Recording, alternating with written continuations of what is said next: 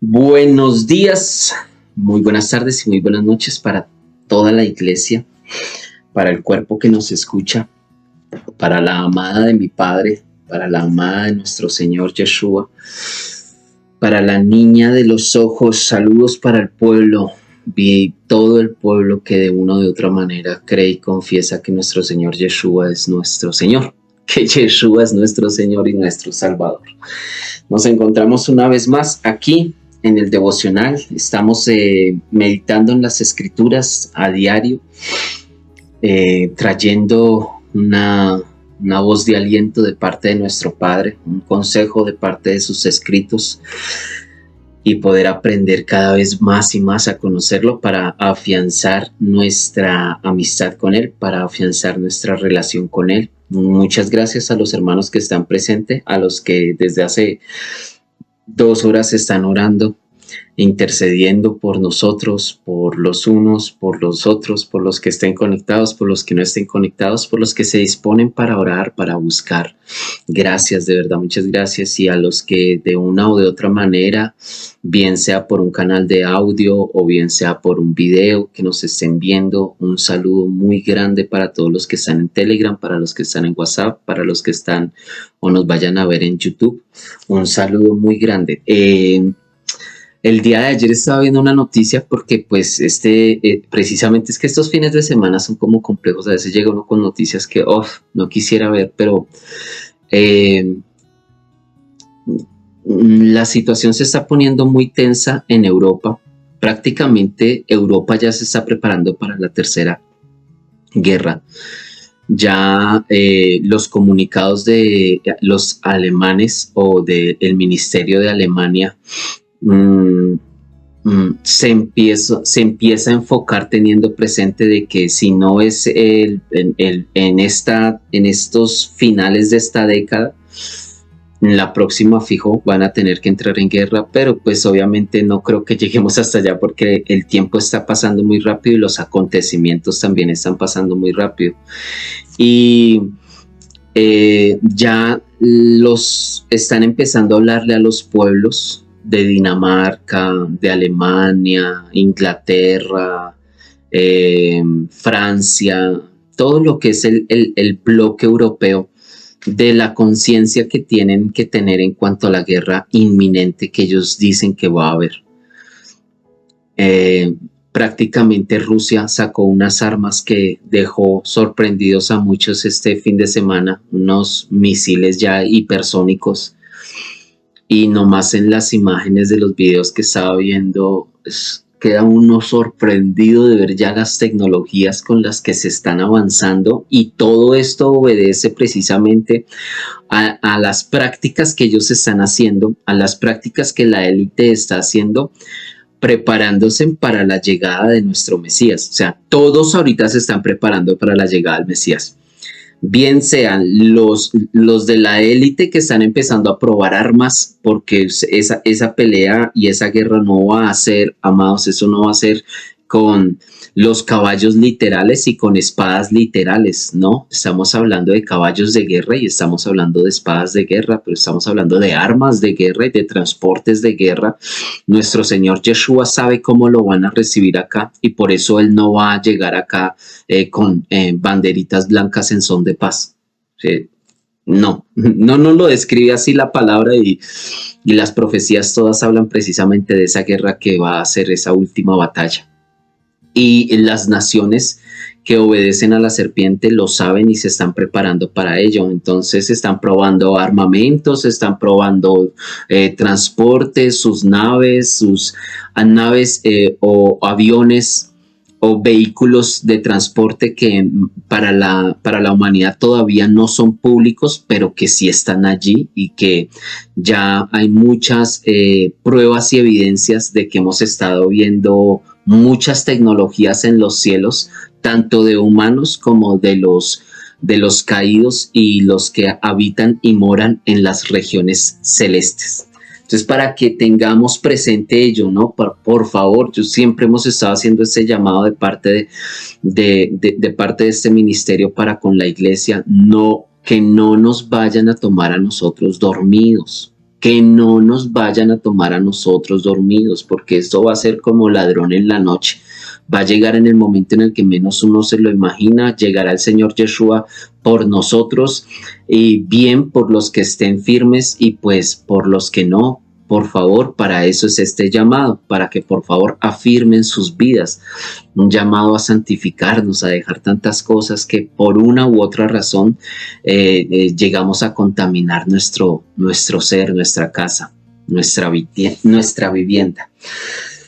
A ver, ¿qué nos trae el Señor en esta madrugada? ¿Qué nos trae el Señor en esta mañana? ¿Qué nos trae el Señor en este día? Hechos de los Apóstoles, capítulo número 5, verso número 17.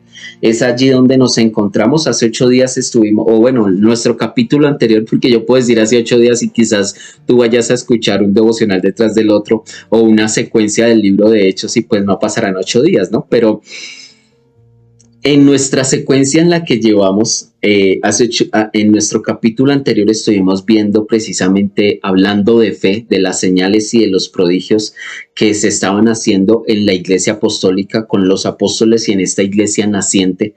Y vamos a ver con qué nos edifica el Señor, nos exhorta el Señor, nos consuela el Señor el día de hoy. Dicen las escrituras de la siguiente manera, para los que nos puedan acompañar en la lectura, excelente, si tienes tu Biblia a la mano, o si no, entonces para que te acuerdes cuando llegues en la noche después de tu trabajo, de tu jornal, y vayas a volver a meditar en la palabra, ten presente, la cita es Hechos de los Apóstoles, capítulo 5, verso 17 en adelante. Leo de la siguiente manera, dice: pero levantándose el sumo sacerdote y todos los que estaban con él de la secta de los saduceos, curioso que no esté en la secta de los fariseos acá, ¿no?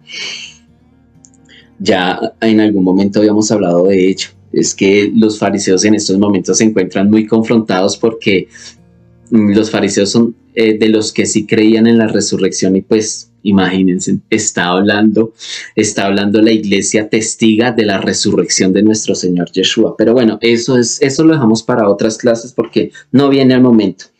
De la secta de los saduceos, y se llenaron de envidia. ¡Ay, santo!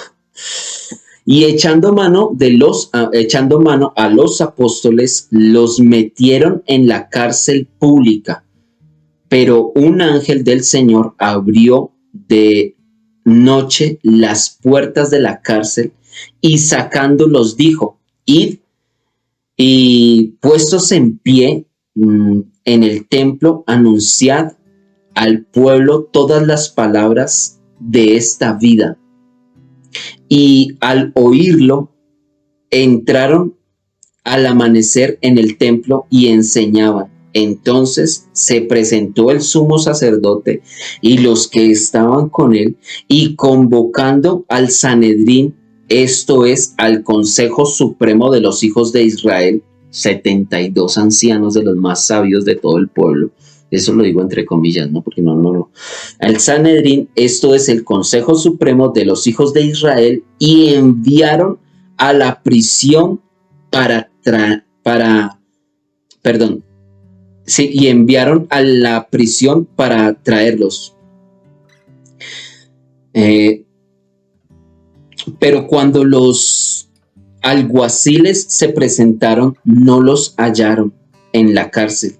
Y después de regresar, informaron diciendo: hemos hallado la prisión cerrada con toda seguridad y a los carceleros de pie ante las puertas, pero cuando abrimos no hallamos a nadie dentro. ¿Saben qué? Un pequeño paréntesis acá en la lectura. ¿Ustedes saben qué otra situación ellos tuvieron que vivir a sí mismo? Y aquí está, es algo que, disculpen la interrupción, pero no lo puedo callar, lo estoy sintiendo, porque es que exactamente lo mismo pasó con nuestro Señor Yeshua. Cuando fue abierta la tumba y los sellos estaban todavía intactos, que es tremendo, ¿no? Porque de igual manera está pasando acá con los discípulos. Pero era un pequeño paréntesis. Cuando oyeron estas palabras, tanto el jefe de la guardia del templo como los principales sacerdotes se preguntaban ¿qué iría a pasar? ¿Qué iría a pasar de esto? Y llegando uno les informó: mirad, los varones que pusisteis en la cárcel están en el templo enseñando al pueblo.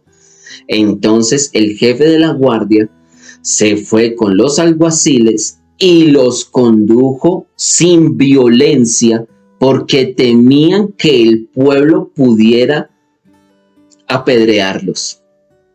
Luego de conducirlos, los presentaron en el Sanedrín, y el sumo sacerdote los interrogó, diciendo: ¿no os mandamos estrictamente que no enseñaran en ese nombre? En este nombre, es que el nombre es importante, hermanos, de verdad el nombre es importante. Porque para los judíos que verdaderamente sí saben, para los israelitas que verdaderamente sí saben de lo que significan los nombres y la gematría y todo esto que tiene que ver con un nombre, ellos sí sabían, por eso les estaban diciendo: no les dijimos que no enseñaran en este nombre, específicamente en este nombre.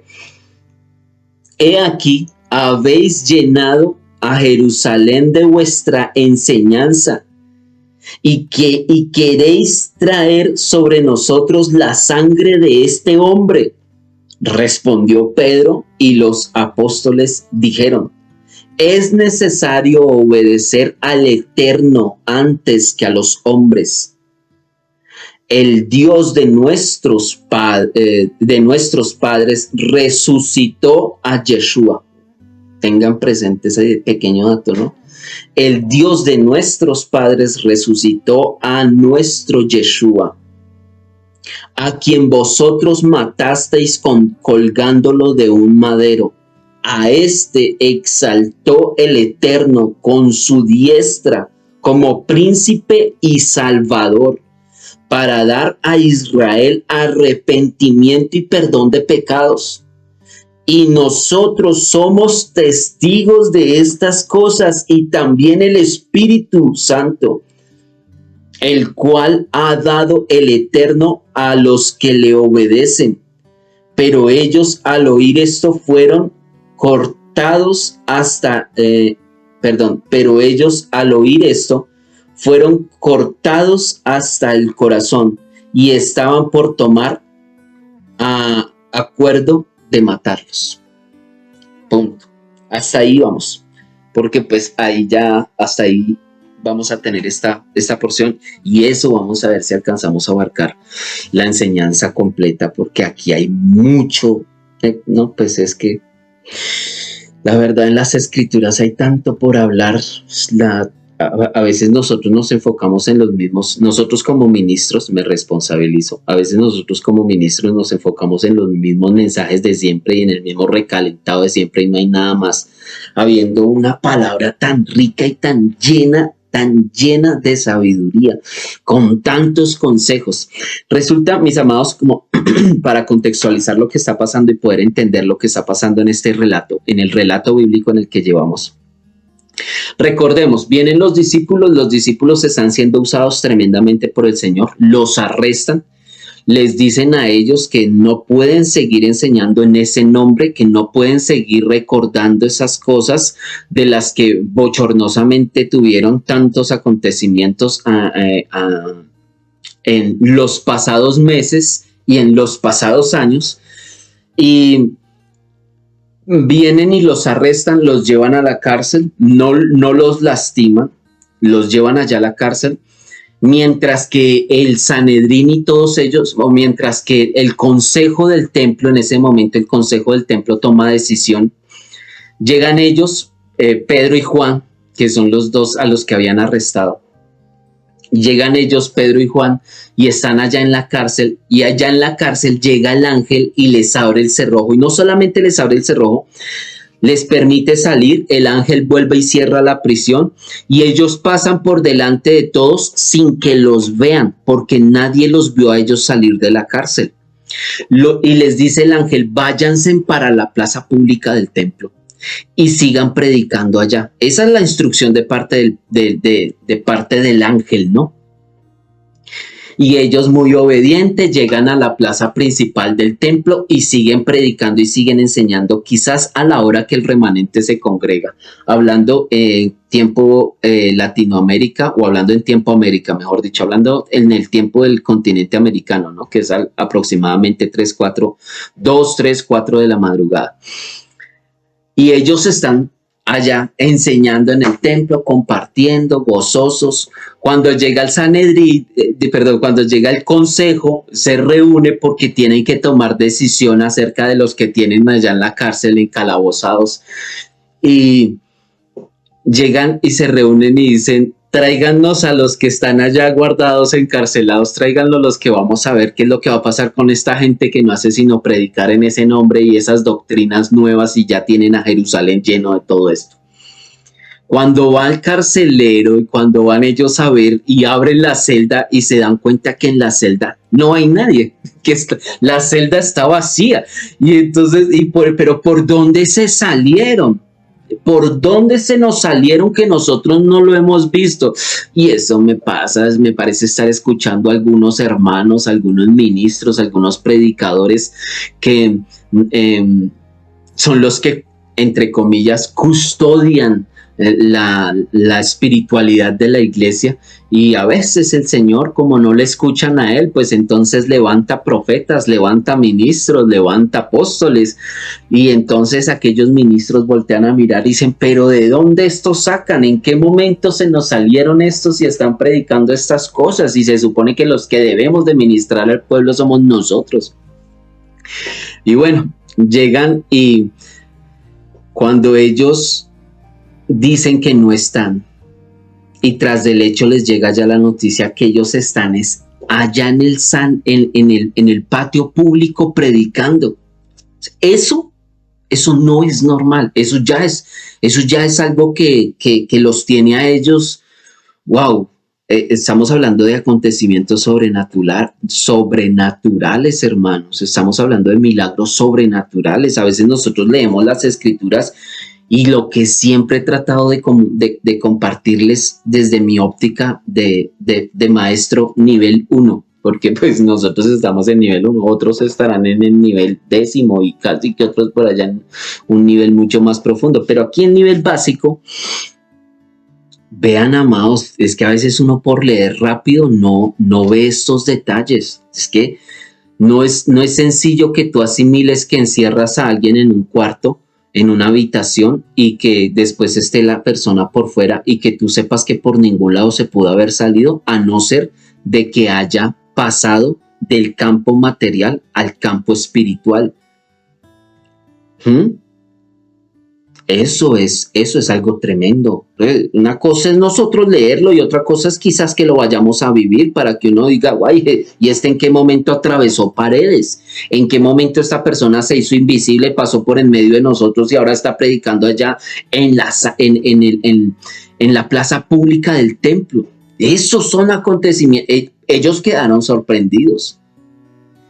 Tan es así que mandan convocar al Sanedrín de Israel, al consejo de Israel, o sea, a la crema innata de los rabinos, de los maestros, más maestros, de los uf, a esos que son 72, al Consejo Supremo de Israel lo mandan llamar, porque ya las cosas se les salieron de las manos.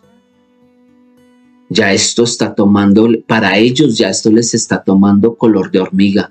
Ya esto está pasando de castaño a oscuro. Ya para ellos ya están diciendo: ya esto ya se nos sale a nosotros de las manos. Esto está complicado. Y los llaman a ellos, pues, y ya la guardia del templo se porta de una manera más educada.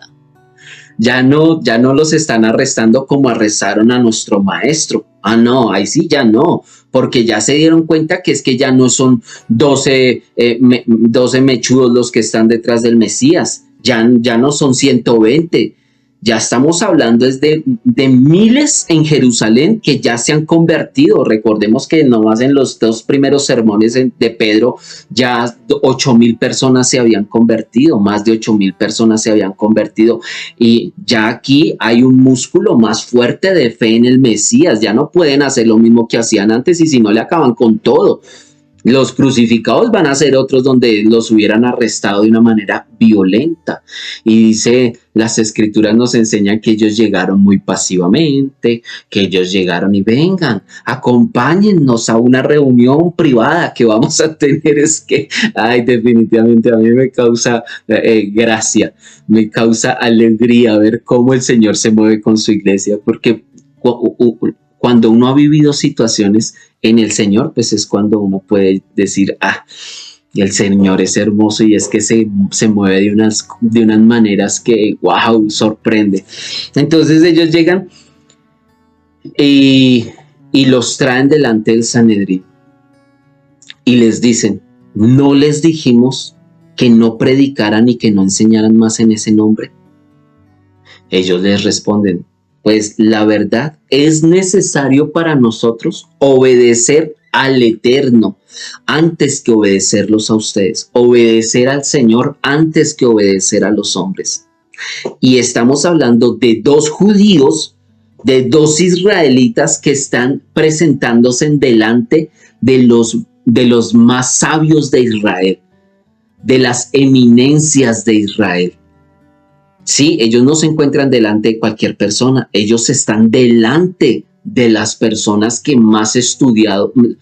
Estamos hablando de personas que tienen unos estudios que, créanme, hermanos, que los judíos, los israelitas como custodios de las escrituras, esa gente sabe mucho, sabe mucho. O sea, ustedes no en vano, la mayoría de los premios Nobel a nivel mundial, desde que empezaron a repartir premios Nobel, la mayoría son judíos. Porque el Señor les ha dotado de una sabiduría especial, así como a la iglesia. Porque miren quiénes se encuentran delante del Sanedrín. 2 pescadores. y letrados. Quizás de pronto Juan es más ilustre, pues por Juan es más joven, y ya Juan después de que deja las redes y empieza a prepararse como ministro, como apóstol, de igual manera pues el nivel educativo de Juan empieza a cambiar, como de muchos de los discípulos, pero el primero que va a ser maestro dentro de todos ellos, siendo maestro, es Pablo. Porque Pablo sí tiene la doctrina, Pablo tiene el conocimiento, Pablo tiene la educación como maestro, porque Pablo era un rabino reconocido por Israel, al igual que nuestro maestro. Pero bueno, de eso vamos a hablar después, porque ya habrá tiempo de tocar a Pablo. Ahorita estamos con 2 pescadores, Pedro y Juan, ahí delante de ellos, hablándoles con sabiduría a los sabios de Israel. Por eso luego Pablo viene a tocar esa parte y dice, es que de lo vil, de lo menospreciado, de lo que no es, fue de lo que el Señor tomó para avergonzar a los sabios, a los ilustres, a los educados, a los eruditos, a los gobernantes, a los reyes. El Señor cuando levanta a sus hijos, es que el Señor, pues, para la muestra de un botón, el indígena que les estaba hablando. Pero bueno, prosigamos. Entonces viene y les dice, no les dijimos eso, que no siguieran enseñando en ese nombre, que no siguieran. Ustedes ya tienen a toda Jerusalén, la tienen llena de esas doctrinas. Y les dicen estos 2 humildes pescadores, que ya habían sido sacados de la cárcel por el ángel, que ya habían paseado por acá, que ya habían pasado muchas cosas con ellos, ya estaban, el Señor les estaba usando de una manera sobrenatural. Y les dicen, lo sentimos, pero es necesario obedecer al Señor antes que a los hombres. Y ahí entran luego el mismo consejo, entra en consejo, a ver qué van a hacer con ellos. Eso ya lo dejamos para la próxima clase. Por el momento nos vamos a quedar aquí, en esta parte. Entonces, mis amados hermanos, de aquí hay tantas cosas que podemos tomar. como primera medida, sí quisiera que por favor tuviésemos presente la dimensión en la que tú te empiezas a mover cuando empiezas a creerle al Señor. Porque una cosa es creer en Dios y otra cosa es creerle a Dios. Una cosa es que tú creas en Dios. Otra cosa muy diferente es que tú le creas a Dios. Porque hasta los demonios creen en Dios. Eso nos enseña Santiago en su epístola, o Jacobo en su epístola. Que tú crees en Dios. Aplausos. Muy bien, haces algo muy bien. Hasta los demonios creen en Dios y tiemblan nomás de escuchar su nombre. Tiemblan de escuchar su nombre. Si una cosa es creer, todos pueda que crean en Dios. Yo he conocido muchas personas que creen en Dios, pero no todas las personas que creen en Dios le creen a Dios. Creerle a Él ya es algo muy diferente. Creer en Él, cualquiera. Pero creerle a Él, creer en sus promesas, creerle a Él cuando Él te dice a ti, yo te voy a levantar, yo voy a cambiar tu manera de pensar, yo voy a cambiar tu manera de caminar, yo te voy a llevar a ti por caminos que tus pies nunca han transitado, yo te voy a colocar a ti delante de personas que tu mente nunca se imaginó, yo voy a hacer de ti esto, yo voy a hacer de ti una nación santa, yo voy a hacer de ti un real sacerdocio, yo voy a llevarte a ti, yo te voy a...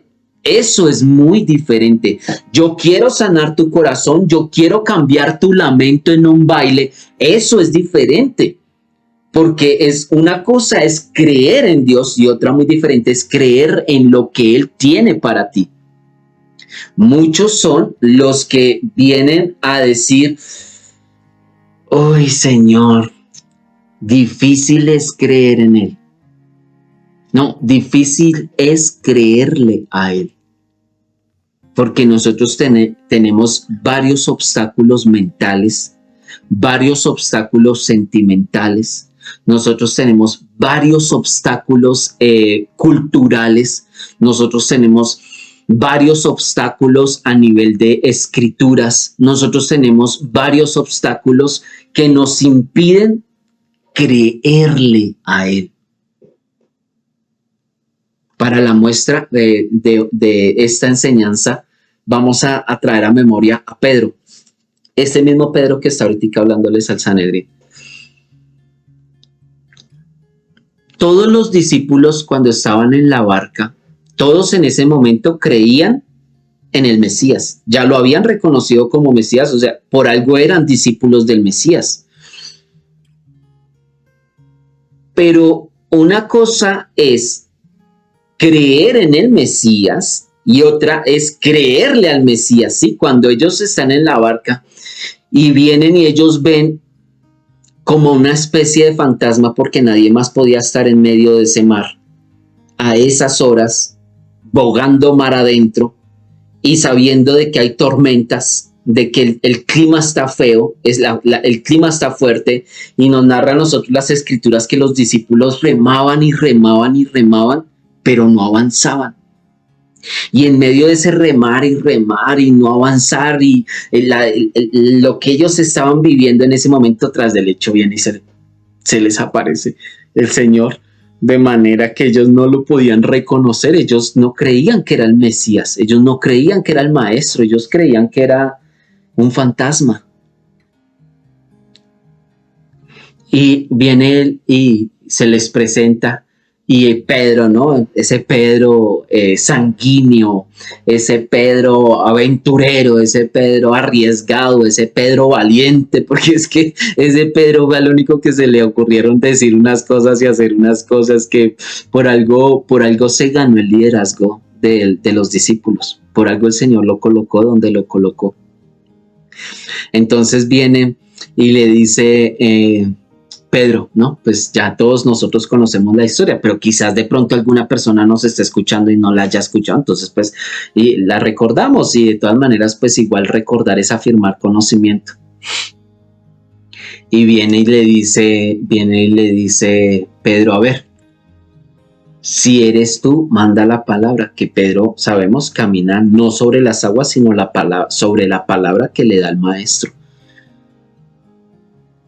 Todos los otros 11 creían, mas no le creían, o sea, creían en el Señor, mas no le creían al Señor, que era Él.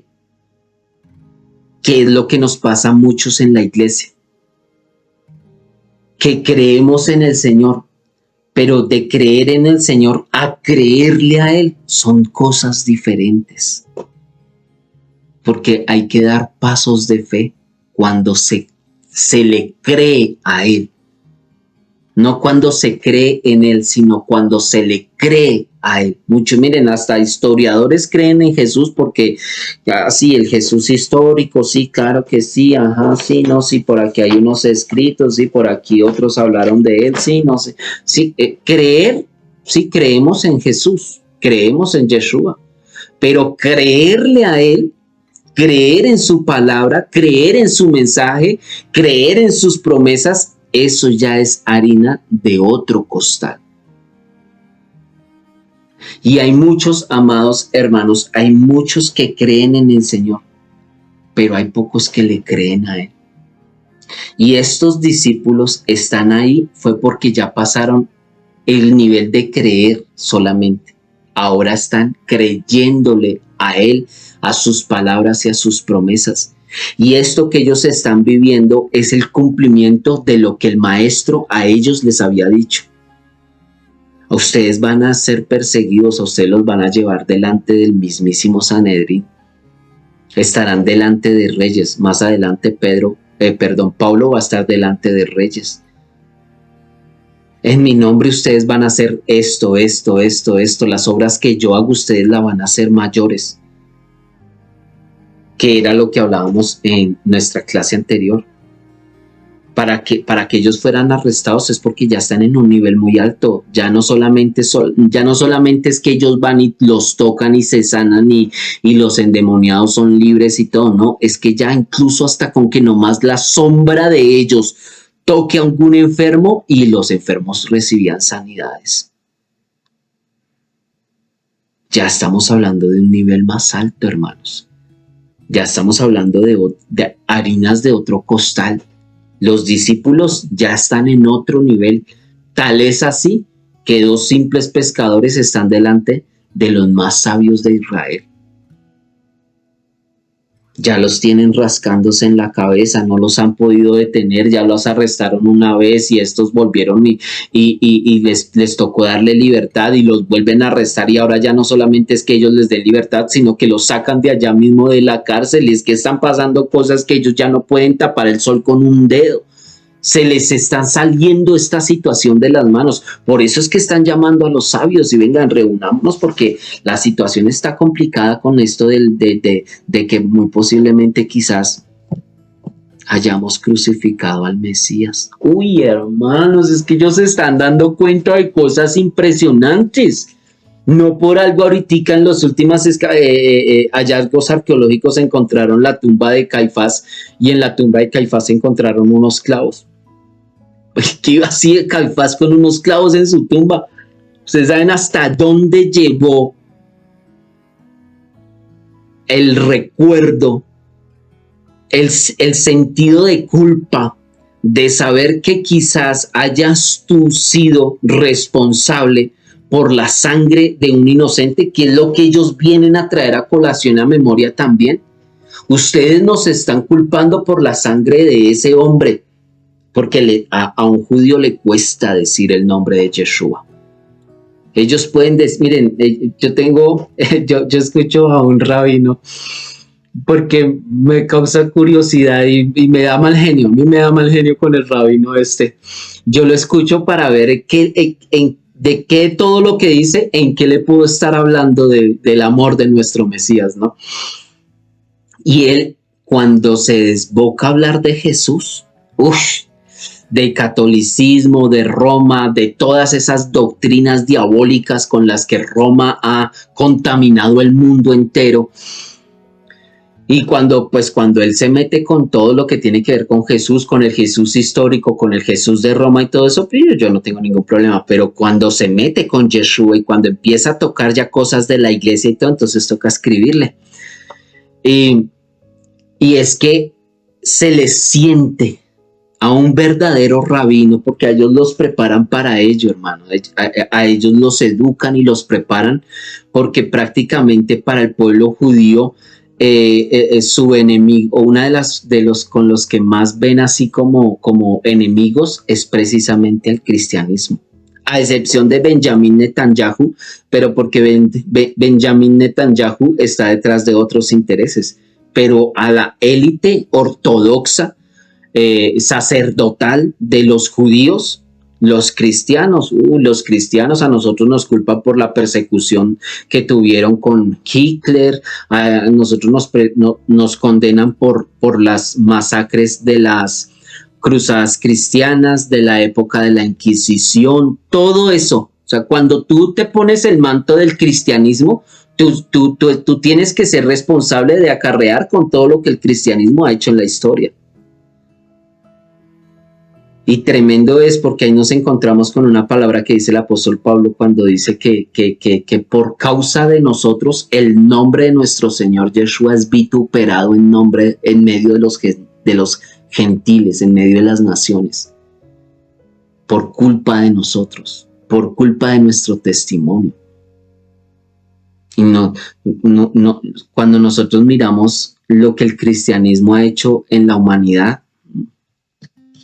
cuando nosotros vemos lo que el cristianismo le ha hecho al pueblo judío, es que mataban judíos como si estuvieran, como si fuese un premio, un galardón, porque a los judíos les condenaron, les están condenando y quizás les sigan condenando por haber matado al Mesías, por haber crucificado al Mesías. Aquí lo estamos viendo, donde ellos les están diciendo, es que ustedes con lo que están enseñando y con lo que están predicando nos están haciendo ver a nosotros como si nosotros hubiésemos sido los responsables de la sangre derramada de ese Cristo del que ustedes están predicando. Y les dicen no, entonces no fueron ustedes. No, ustedes se van a venir a lavar las manos aquí y a decir que ustedes no tuvieron culpa cuando ustedes mismos se llenaron ¿de qué? De envidia. ¿Saben, amados hermanos, cuántos envidiosos nosotros nos encontramos en las iglesias? Yo he conocido hasta ministros envidiosos. Para envidias, desde Caín. Para envidias, desde la serpiente antigua. Uno de los pecados más grandes que hay, una de las puertas más grandes que tú puedes abrir espiritualmente hablando, es la envidia. El envidiar el don de otro, el envidiar la esposa de otro, el esposo de otra, el ministerio del otro, el carro del otro, la casa del otro, la oración, hasta las oraciones envidiadas. Y es que ese hermano sí ora bonito. Pero es que eso, mejor dicho, vaya uno a saber si es verdad y no sé qué. Miren, hermanos, la envidia, dice el adagio popular, no ni siquiera lo que dicen las escrituras, sino el adagio popular, que la envidia mata el alma y la envenena. Y es verdad, hermanos.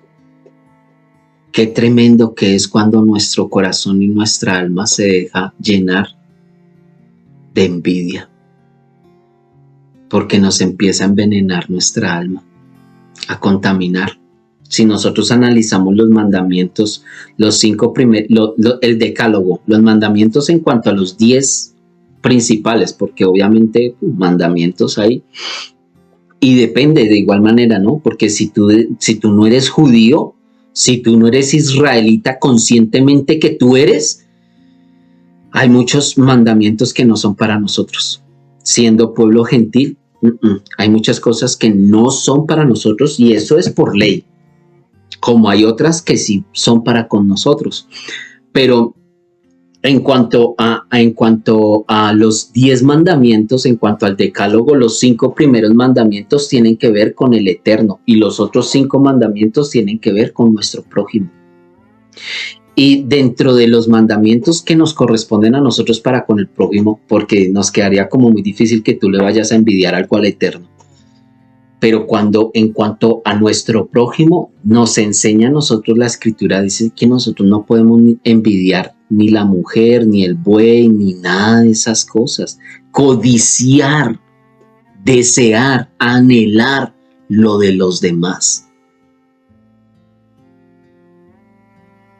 Miren, amados, a mí me correspondieron vivir unas situaciones muy bochornosas de ver pastores, ministros, bueno, no vayamos a meter solamente a los pastores, pobrecitos, no les vamos a dar tan duro, pero de ver muchos ministros envidiosos.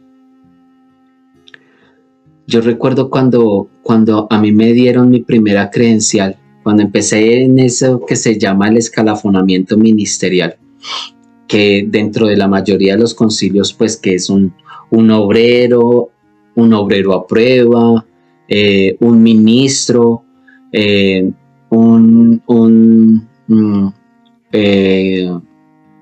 oficial, luego ya sigue a lo que es un ministro ordenado, que es como el último escalafón en cuanto a órdenes jerárquicas dentro de los concilios de las iglesias protestantes.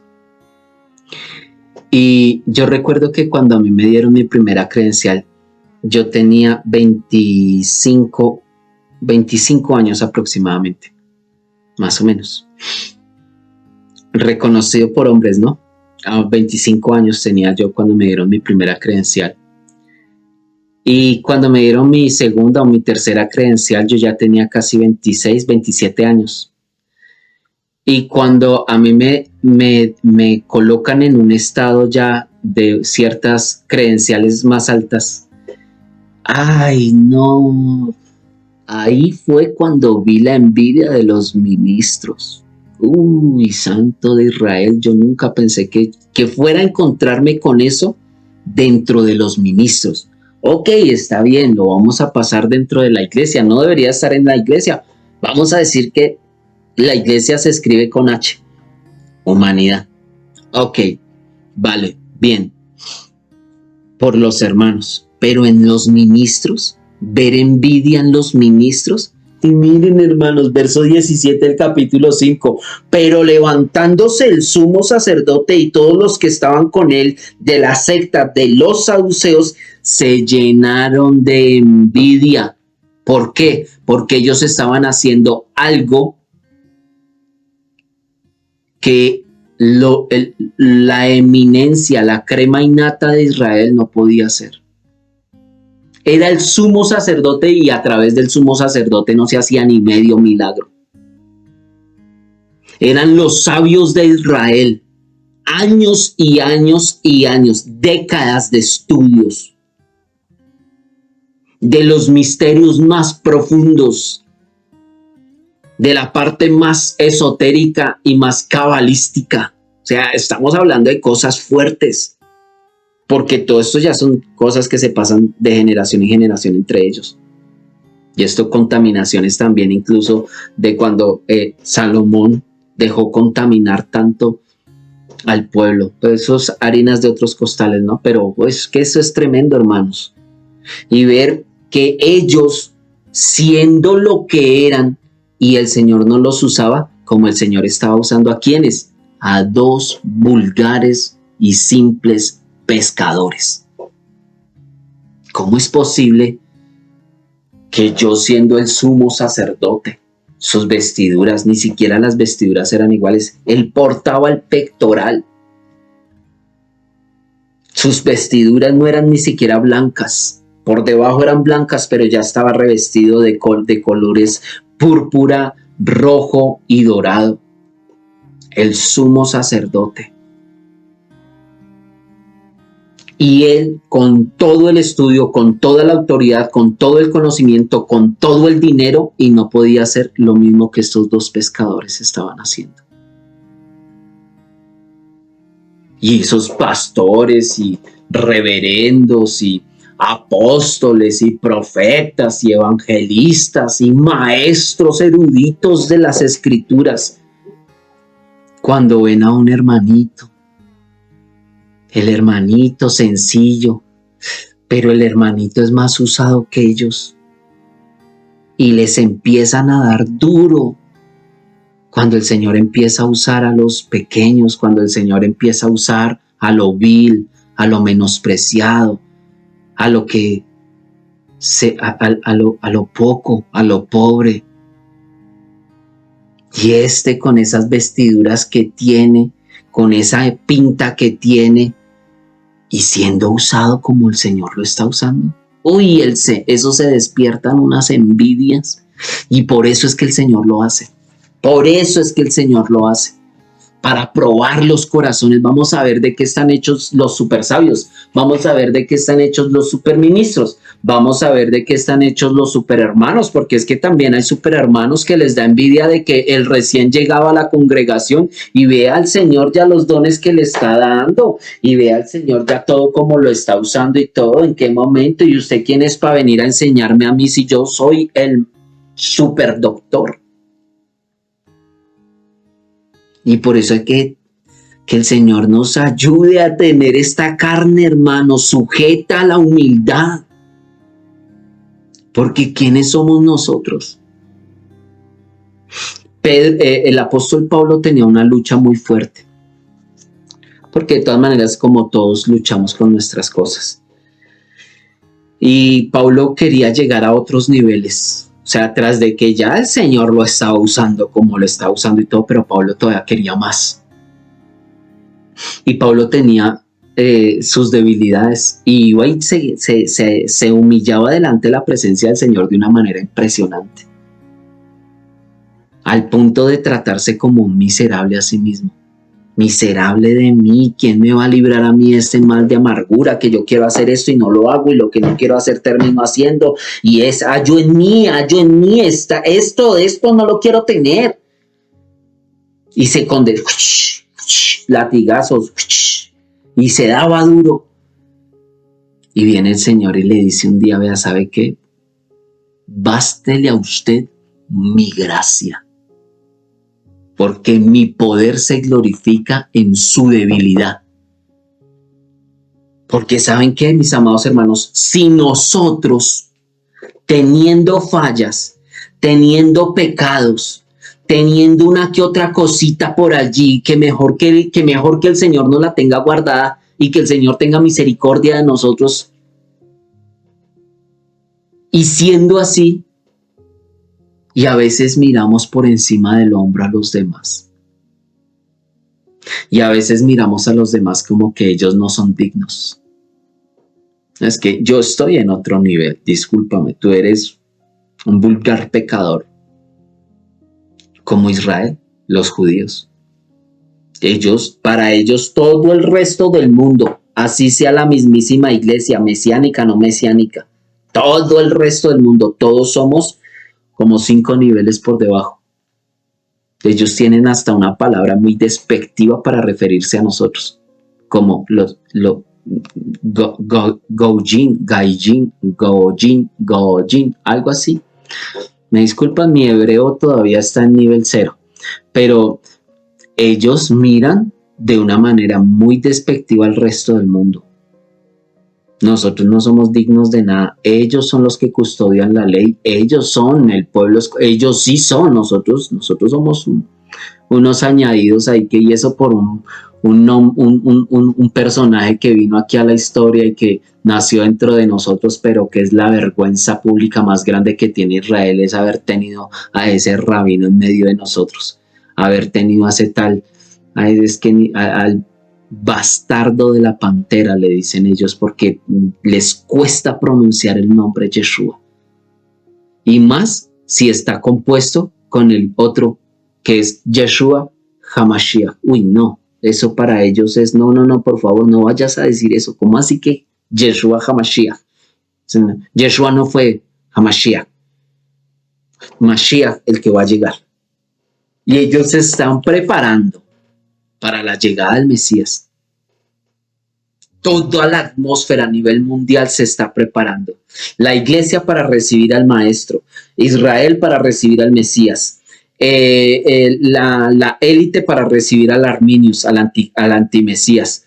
O sea, toda la atmósfera en estos momentos en el mundo, toda la atmósfera está en una atmósfera de tensión y de cumplimiento de profecías como nunca antes se había visto sobre la humanidad. Porque nosotros no estamos en un tiempo normal de la historia. Nosotros estamos en el final del tiempo, en el final de los tiempos.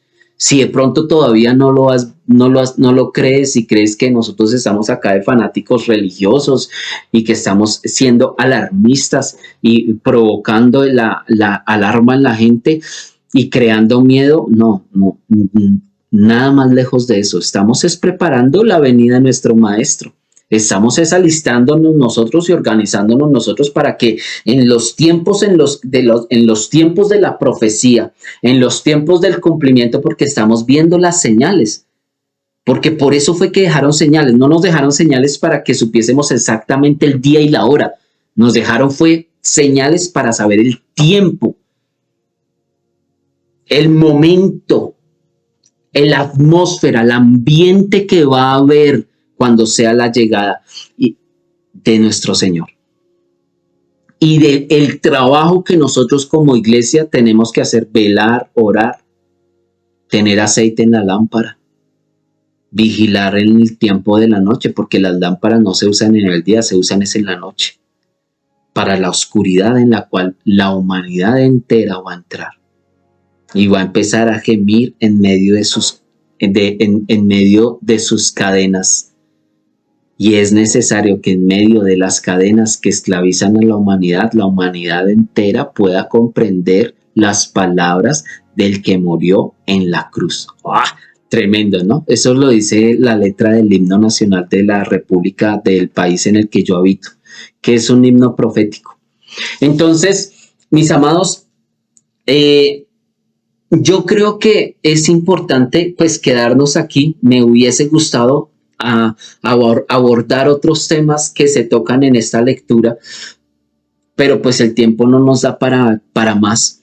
No podemos pasarnos de nuestro tiempo, porque tras de que escuchar una enseñanza, un sermón, un mensaje de 1 hora, ya eso es torturoso. Uy, no, es que estamos en los tiempos precoces. Enseñanzas de 2 minutos, quizás un short en medio de estar deslizando en las pantallas, en medio del estar deslizando, pero uy, este sermón dura 1 hora. Uy, no hay tiempo para eso. Ahorita no, entonces tiempo no nos da para seguir hablando, pero qué bonito es. En este texto hay muchas cosas de las cuales nosotros podemos meditar, de las cuales nosotros podemos reflexionar, sacar enseñanzas, como también, por ejemplo, el hecho de lo que le dice Pedro a el Sanedrín. Les dice: ¿saben qué?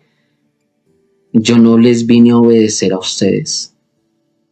Yo vine a hacerle caso al Señor y voy a obedecer al Señor. Con eso termino. Que fue una situación en la cual el Señor en algún momento de mi vida me probó fuertemente.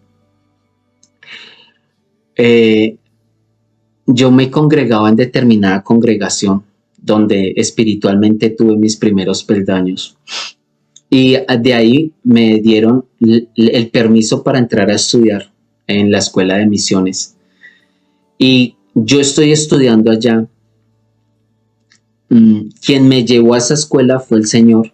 Quien me abrió las puertas fue el Señor. Quien me permitió estar estudiando en medio de todos esos eruditos y personajes santos fue el Señor, siendo yo el pecador tan grande que había sido. Yo estaba en medio de mis desórdenes físicos, emocionales, sentimentales y espirituales. Hoy por la noche, ejemplo.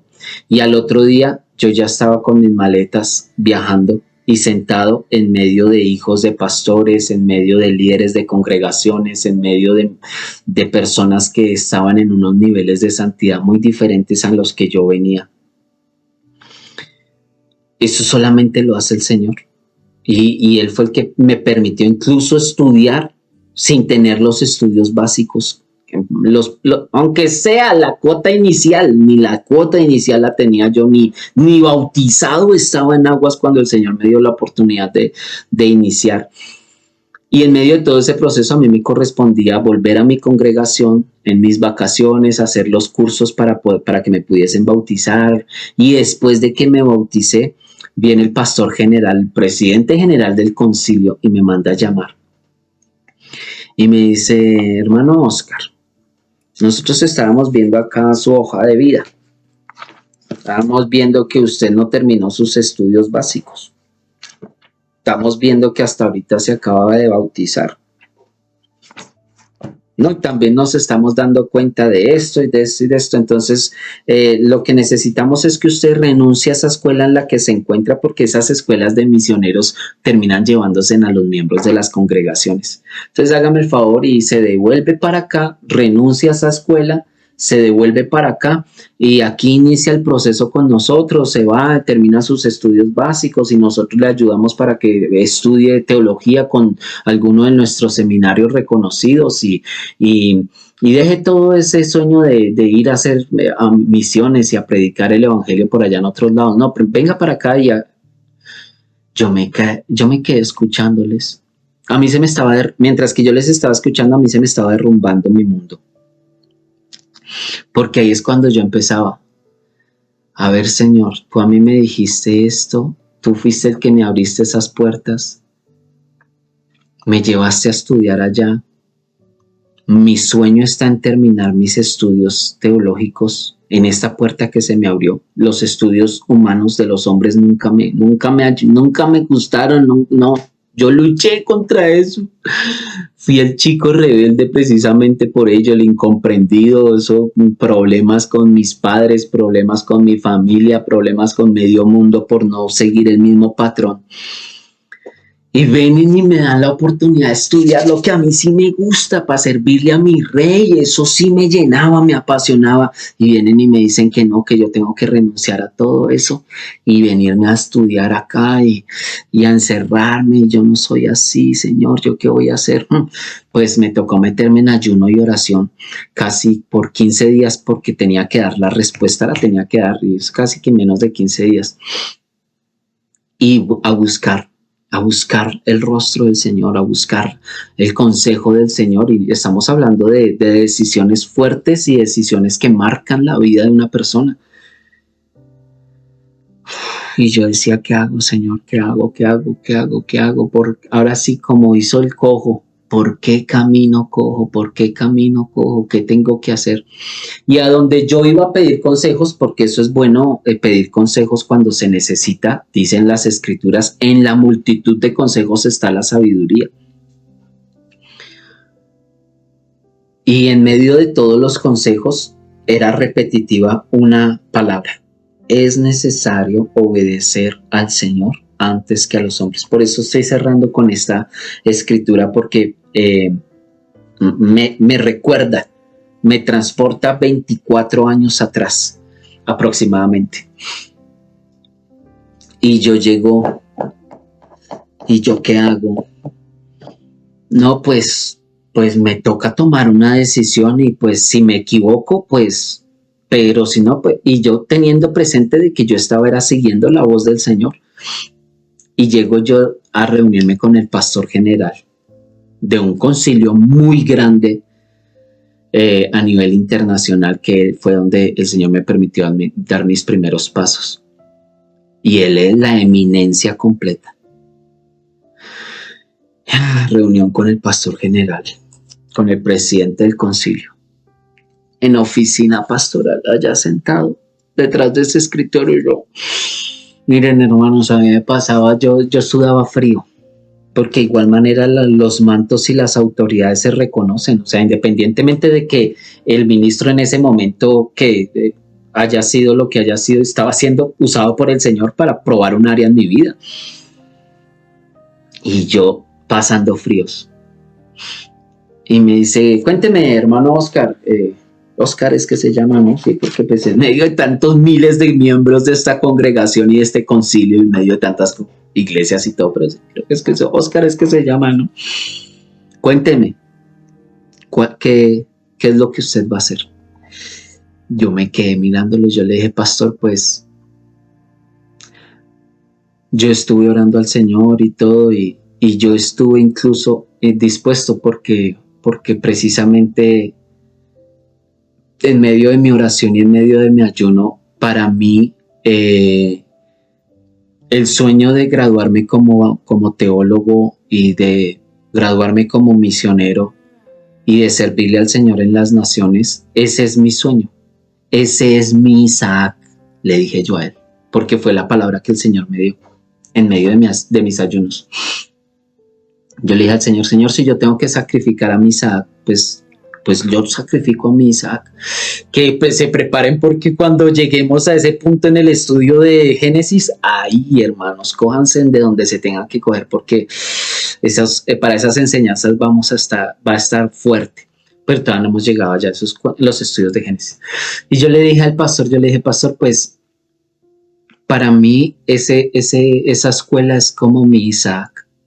Y si yo lo tengo que sacrificar, yo lo sacrifico con tal de obedecer al Señor. Porque pues primero quiero aprender a obedecerle al Señor antes que obedecerle a los hombres. Y esa fue mi oración durante 15 días en medio de mi ayuno y en medio de mis oraciones. Esa fue mi consigna. Obedecer así me cueste y así tenga que sacrificar lo que a mí más me cuesta, entregar lo que a mí más me cuesta, yo lo voy a hacer. Con tal de obedecer al Señor para no colocar nada por encima del Señor. Pero para mí me es necesario obedecer al Señor antes que a los hombres. Y a mí el Señor me dijo que lo que Él comenzó conmigo lo iba a terminar.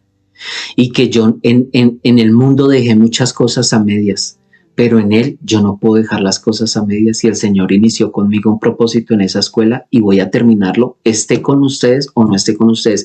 Me respalden o no me respalden, me den la bendición o no me den la bendición. Yo no dependo de eso. Yo no dependo de la carta que me vayan a dar. Yo he querido hacer las cosas bien, pero discúlpeme y con el respeto que usted me merece, yo voy a obedecer al Señor antes que obedecerle a ustedes los hombres. Y si ustedes no me van a dar la cobertura por yo irme a estudiar a una escuela de misiones y servirle a mi Señor, pues lo siento mucho, pero yo voy a obedecer al Señor antes que obedecer a los hombres. Ese pastor me vio a mí chiquitico. Bueno, listo, entonces vamos a hablar con el pastor de jóvenes, que es el que lo está pastoreando a usted y que con mucho gusto usted pueda la otra semana o cuando le vuelvan a dar vacaciones en su escuela para que pase y recoja su carta de membresía. El Señor le bendiga, el Señor le guarde hasta que usted es miembro de esta congregación. Patadita de la buena suerte y adiós. Y de ahí en adelante me tocó seguir sin cobertura en ese momento, ¿no? Sin una cobertura pastoral o eclesiásticamente hablando. Y llegar yo con el rabito entre las patas, como dice el dicho, con el rabito entre las patas allá a la escuela y decir, bueno, aquí estoy yo, pero ya no tengo cobertura, me echaron de la iglesia. Por querer servirle al Señor de esa manera y no como lo decían. Pueda que te lo encuentres en algún momento de la vida y si no te ha pasado, que el Señor te guarde de que te vaya a pasar, de caer en las manos de los envidiosos, de los que creen que son los únicos que tienen el derecho y la autoridad, de esos con los que se encontraron en la iglesia apostólica, de esos con los que me correspondió de igual manera encontrarme yo y de esos con los que quizás de pronto en algún momento te vayas a encontrar, de aquellos Saúles, porque es lo que le pasó a David. ¿Qué era lo que le pasaba a David con Saúl y por qué Saúl terminó mandándole lanzas si era su propio yerno? Era el papá de sus nietos, era el esposo de su hija, era el mejor amigo de su hijo, el príncipe Jonatán. Era el que le ministraba la adoración para que pudiese dormir y descansar. Con todo y eso, Saúl le llevaba una envidia a David, porque en los mismos cánticos del pueblo decía, Saúl venció a sus miles y David a sus 10,000. Eso le carcomía el alma. Tal vez, quizás, solamente estoy diciendo tal vez, quizás no. Tal vez, quizás por eso le atormentaban tantos demonios a este rey. Porque era un rey envidioso. Como le pasó a estos del Sanedrín y como hoy en día por ahí hay uno que otro todavía, hay uno que otro ministro, uno que otro hermano que envidia lo de los demás. Tú concéntrate en servirle al Señor y en obedecer al Señor antes que obedecer a los hombres, porque por ello nosotros tenemos que responder. Padre, yo te quiero dar muchas gracias por darnos la oportunidad de poder meditar hoy en tu palabra, en las Escrituras. Gracias por educarnos. Gracias, Señor, por esta palabra. Porque tu palabra es viva, tu palabra es eficaz. Tu palabra es más cortante que una espada de 2 filos, que rompe, que penetra nuestra carne, nuestros huesos, nuestras coyunturas y llega a lo más profundo de nosotros, a nuestra alma, a nuestro corazón, a nuestra mente. Que tu palabra haga el efecto que debe de hacer tu palabra. Tu palabra no va a volver a ti vacía, Señor. Que haga en nosotros mella y que podamos nosotros ser celosos con el don, con el llamado, con el ministerio que tú nos has dado a cada uno de nosotros. Que podamos ser sensibles, no a escuchar voces de hombres, no a escuchar voces humanas, espirituales, no a escuchar nuestra propia voz carnal, egoísta, sino a escuchar tu dulce voz y tu dulce voluntad y saber que tu voluntad es buena, es agradable y es perfecta para ti. Gracias por nuestros hermanos, por quienes están escuchando este mensaje. Bendíceles, Señor, y bendice grandemente al dador alegre, a aquellas personas que hacen posible que nosotros podamos estar acá enseñando tu palabra. Gracias, Señor, por esas bendiciones que tú nos das a través de los hermanos, los cuales bendecimos en el nombre de tu Hijo amado. Y gracias, Espíritu Santo, por acompañarnos. Amén y amén. Amén, amén.